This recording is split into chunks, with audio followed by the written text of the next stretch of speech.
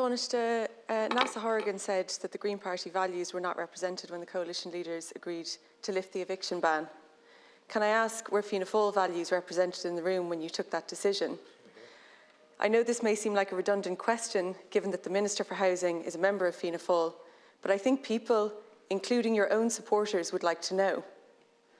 How is it that Fianna Fáil, which is rightly proud of its previous record on housing generations between the 1930s and 70s, is now endorsing homelessness, not housing? Your own Minister, Darragh O'Brien, has been clear. Homelessness will increase as a result of this decision. There is no debate about that. We know the consequence will be desperate, particularly for children who suffer long-lasting damage when they become trapped in insecure and unsuitable emergency accommodation. That's why, Tánaiste, it's important to remember that what you are doing is a choice. You're not being forced to do this. There are other options. I've listened to the attempts to justify this shameful decision with an increasing sense of disgust and utter disbelief. Who do you think you're kidding? The half-baked plans that you've announced, which you claim will support tenants and landlords, won't be in place for many months. And that's an optimistic appraisal. For one, we're told landlords will be compelled to give their tenants first refusal when they sell. Yet no one in government can tell us when that legislation will be enacted or even drafted. Secondly, approved housing bodies, we are told, will be able to craft bespoke cost rental agreements for tenants at risk of homelessness. Again, no one knows when this will be up and running. It's also unclear why, if you wanted to introduce these supports, they're not ready to go. What were you doing for the duration of the eviction ban? Why were the draft outlines of these supports only cobbled together at the Cabinet meeting on Tuesday? The lack of respect for those people about to become homeless is truly astounding. You have clearly done zero planning for this. You are making it up as you go along. Tánaiste, thousands of people, including extremely vulnerable children, are going to be made homeless in 3 short weeks. They don't know where they're going to go, neither do you. Tánaiste, I have just 2 questions. Were Fianna Fáil values represented in the room when you decided to end the eviction ban?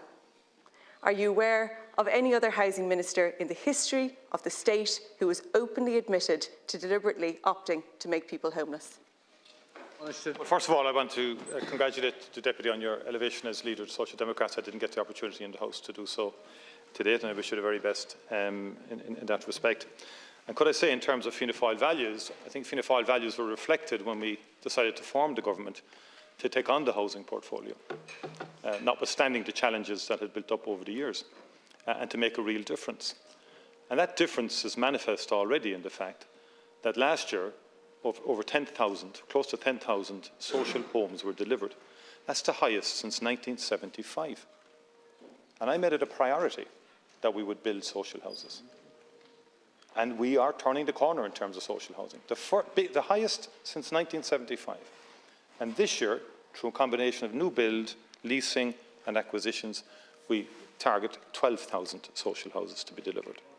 But in addition to that, we have to help young people who value home ownership and who want to own their own homes through a variety of schemes that we've introduced, from the Affordable Housing Act, right through the Help to Buy, which was brought in by the previous government, the First Home Scheme. We've improved the Help to Buy scheme. 33,000 young people have benefited from the Help to Buy scheme. Over 1,100 people have benefited from the First Home Scheme. And I point out that your party opposed both schemes. Your party opposed the Affordable Housing Act. And I think, fine, you can oppose, but you need to come up with real solutions, because ultimately the solution here is supply. No one in this House has a monopoly in terms of commitment to housing. No one has. Your party doesn't. And I think you should resist the temptation to suggest that everyone on this side of the House is heartless, cruel, and couldn't care less. That's unfair and doesn't add up. I've made housing the priority of this government, along with my colleagues in government. The 3 parties have said 3 key priorities: housing, health reform, climate change. You look at a variety of schemes that we introduced on housing. All new Creek Conaha. We introduced a land development agency, which again you opposed. And I would simply say that by any yardstick, going from 20,000 houses to 30, it's all too low still, we still have to do more, is a significant turning of the corner last year, notwithstanding COVID-19 in the first 2 years of government, which we had lockdowns and so on. But and those are facts that you can't just dismiss. So in terms of then, to come to the point, the real decision, the popular decision would have been to keep it going, keep the rent ban eviction going. That would have been actually popular, and it would have been, but it would not have been a sustainable position to adopt in terms of the supply question. We would have made it worse for people who come into further difficulty in terms of getting access to housing. That was the dilemma. People are not coming into the rental market. Thank you, Tánaiste. The time is up. And people are leaving the rental market. Time is up, the advice is very strong from those with a degree of experience and expertise in the housing market, that if you do this, you will damage and undermine prospects of people to get homes into the future. Holly Cairns. Tánaiste, I don't think that I should need to remind you that you're in government, not the Social Democrats. And you talk about the things that we oppose. Imagine if we'd supported the government's decisions on housing. That's what's led us here. We oppose your decisions because we think that they're wrong. And it's not about what we think. The evidence is in the number of people who are homeless. 12,000 people homeless. And we're looking at, in 3 weeks' time, an additional 3,000 homes being homeless. We don't know how many people that is. We don't know how many children it is. We're not trying to hide the fact that we oppose your suggested legislation on housing because it's not working. And this decision will make it worse, not better. I'm asking if your values, traditionally, are represented in the decision to end an eviction ban in the middle of a housing crisis when all of the measures that you're saying will help the situation have yet to be even ironed out. We don't even know when they'll be introduced. The way you're explaining them as if they would work would be if they were going to be introduced before the ban is lifted. And that hasn't happened. It's clear to everybody. You're making it up as you go along. Will you please consider reversing this decision before 3,000 more households are actually forced into homelessness? Thank you, Deputy Chair. Sorry, it was this government introduced the eviction ban. This government introduced the eviction ban. And what's the first time in the history of the state.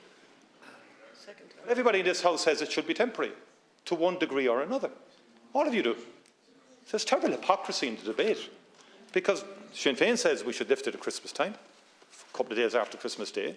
That's the stated position of Sinn Féin. And how dishonest is it? The Deputy has made the point that, I don't want to parrot, you more or less said it doesn't matter what we say. Of course it does. Like there's an obligation on everyone in the House. If you oppose, come up with solutions. Come up with ideas.